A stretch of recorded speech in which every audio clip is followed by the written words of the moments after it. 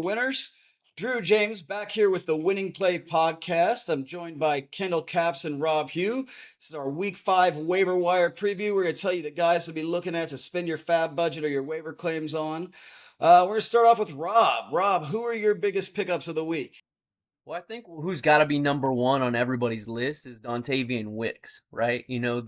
The classic Christian Watson injury finally came, Of and course. now we're looking at a guy that I think a lot of people took sleeper hits on in drafts, and a guy that had 13 targets last week. Now, Love's not going to have 50 plus attempts every week, but Wicks beyond Jaden Reed, I think, is going to be the biggest benefactor of those open targets now, and Love coming back.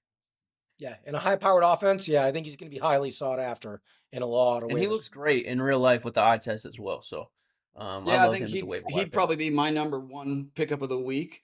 Rob, anybody else you're looking at? So another guy I'm really excited about, especially in this QB landscape, is Justin Fields. As a Patrick Mahomes owner in one league and a Richardson owner in another, Justin Fields is actually a very exciting prospect. In real life, the production is there, but not great. But in fantasy, he's been steadily producing no matter how it happens, through the air or with his legs. And one little tidbit that adds a little juiciness to me is that the Raiders are coming out and saying they only want a second round pick and some compensation for Devontae Adams. Now, I have this weird gut feeling that if the Steelers actually believe in Justin Fields, they'll go out and make that trade. And so they'll look at that high powered offense. I think Justin Fields has an opportunity here to be a very viable fantasy quarterback moving forward. I love it. Well, Kendall, what about you? Who are some of the guys you're targeting? There's another quarterback that I think is available widely in most leagues and probably worth starting in most of those leagues, and that's Geno Smith. We saw him again on Monday night in Detroit, putting up big numbers. There's weapons all around him. Kenneth Walker is a game breaker in the backfield. He also catches passes out of the backfield. DK, who I made sure I got on two teams, and as my wide receiver 3 in both of them, is exactly what he is every year. He's going to have 1,200 yards as a stud. They got the emergence in Smith and Jigba. Lockett's still a big play receiver. So I think Geno Smith is one guy, if you need some help at quarterback, that is worth throwing a couple shekels on in fab, in waivers tonight. And then there's a receiver to keep an eye on.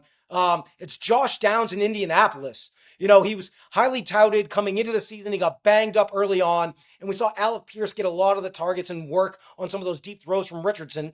Richardson's hurt now. Joe Flacco's in, and he looked Downs' way quite a bit last week. I think we're going to see more of that. So look for Josh Downs on the waivers if you need some help at wide receiver. Drew, who are you looking at? Uh, so real quick at the running back position, if you're missing a guy, some fill-ins, Kareem Hunt for a couple weeks. Trey Sermon in Indianapolis is going to get the carries with Jonathan Taylor out. Madison's possible. One guy, though, that I'm really liking is Xavier Legette. I've talked about him for 2 straight weeks. Finally got 10 targets this week with Carolina. Dalton has given that offense some spark. And let's not forget, he's a rookie wide receiver that they were big on coming out of the draft. I think his production is going to go up. I honestly think he's going to start taking some looks away from Deontay Johnson.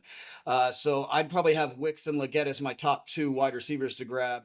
And then at tight end, if you're like me and you're thirsty for tight end, look up Kraft on Green Bay, who led all tight ends this week, or Otten in Tampa Bay, who's been really consistent as guys that to fill in the holes left by Mark Andrews or any of the other top 10 tight ends who are all missing.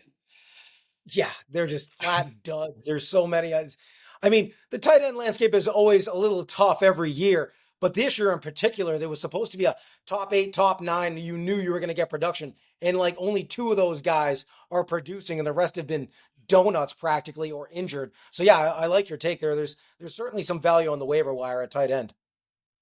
And a couple guys just to keep a lookout for. Nick Chubb being activated this week. I mean, he's probably rostered in most leagues and on the IR, but maybe a good time to send in a trade request for Chubb. And Zay Jones on the Cardinals, who I think could eat up some touches, will be back after next week. So a guy to look out for. I think he's rostered in hardly any leagues, but could end up being a serviceable flex play once he's back. Oh, well, I think that about does it for our week 5 waivers.